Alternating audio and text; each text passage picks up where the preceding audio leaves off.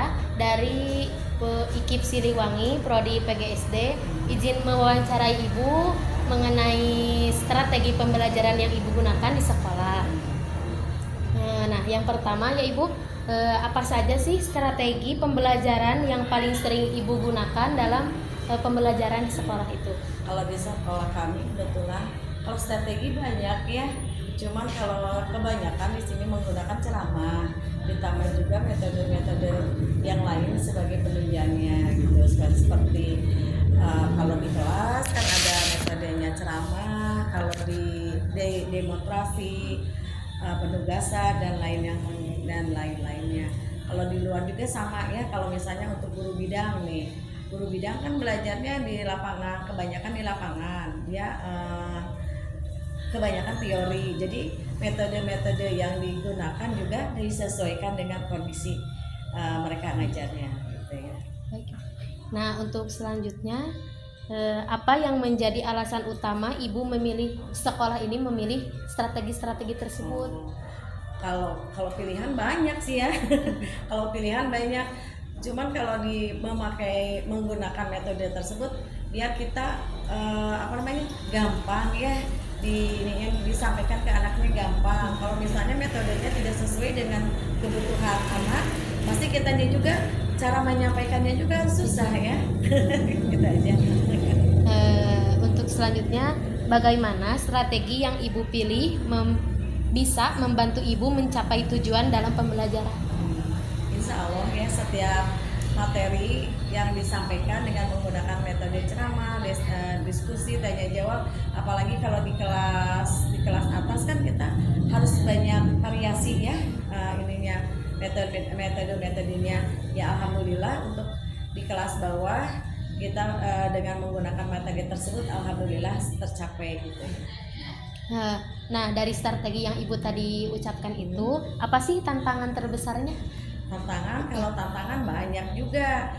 Kalau yang namanya di kelas itu tantangannya ada dari faktor anak ya, biasanya ya, anak yang kebetulan kalau di sini anaknya semua normal, jadi kalau dikasih metode ceramah juga dia bisa ngikutin. Cuman kalau tantangannya pasti ada guru lagi nerangin, nah anaknya ngobrol gitu ya tantangannya. Terus guru lagi ngasihin materi, anaknya ngobrol kemana aja gitu, nggak konsen, itu kan banyaklah tantangannya. Nah, dari tantangan yang Ibu sebutkan tadi, bagaimana Ibu mengatasinya? Insya Allah kalau misalnya sebagai guru untuk mengatasi hal tersebut, si anak kita tegur dulu ya, apakah kita lihat dulu permasalahannya apa nih, anak ribut misalnya, guru sedang menerangkan nih anak ribut, kita diteliti dulu apa nih kekurangan kita sebagai guru, bahwa anak tersebut ketika guru menyampaikan materi ngobrol, nah kita dekati dulu ya. Kita kan menggunakan pendekatan dulu ke anak, apa yang mereka obrolkan, apakah obrolannya itu nyambung dengan materi apa tidak. Misalnya kalau misalnya tidak nyambung ya kita arahkan, nanti ngobrolnya di saat-saat kita sedang istirahat atau kita sedang di luar. Nah gitu mungkin ada pendekatan antara guru dengan anak ya. Nanti disangkanya kita anaknya ngobrol apa, padahal anak lagi ngobrolin materi. Nah jadi kan ada pendekatan dulu juga gitu. Ya mungkin Ibu segitu ya yang saya tanyakan ke Ibu. Terima kasih waktunya ya Ibu. Baik Ibu, sebelumnya izin memperkenalkan diri.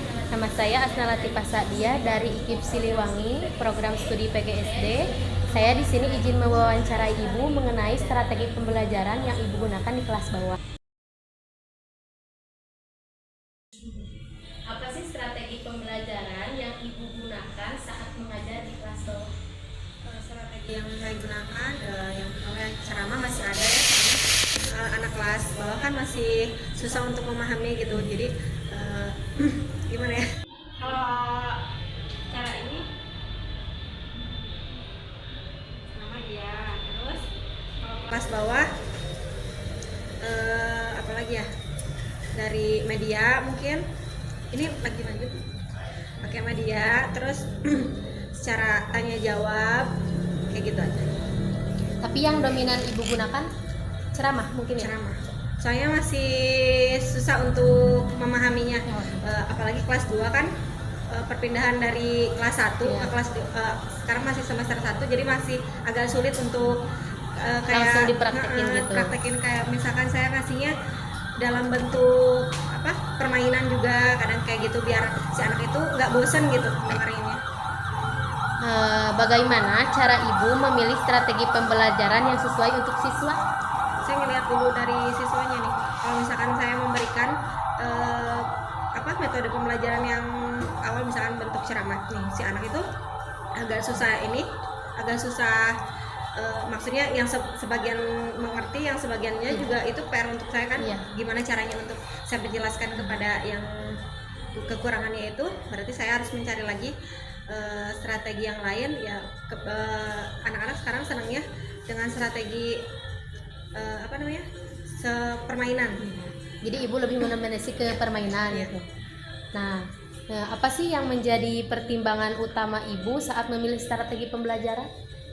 Karena melihat siswanya. Ya, jadi itu aja Faktornya, pertimbangannya iya, gimana siswanya iya. aja gitu. Nah, bagaimana apa sih tantangan ibu terhadap anak itu dalam menjalankan strategi yang ibu pilih itu? Tantangannya banyak. Fokusnya kadang melihat dulu nih apa nih yang ibu bawa gitu, misalkan kayak saya kemarin kayak contohnya membuat menerangkan untuk waktu gitu ya. Jadi si anak lihat dulu ini apa nih yang akan ibu peragakan gitu. Jadi menariknya menariknya itu terlihatnya dari mainannya dulu, dari alat apa yang saya bawa dulu gitu.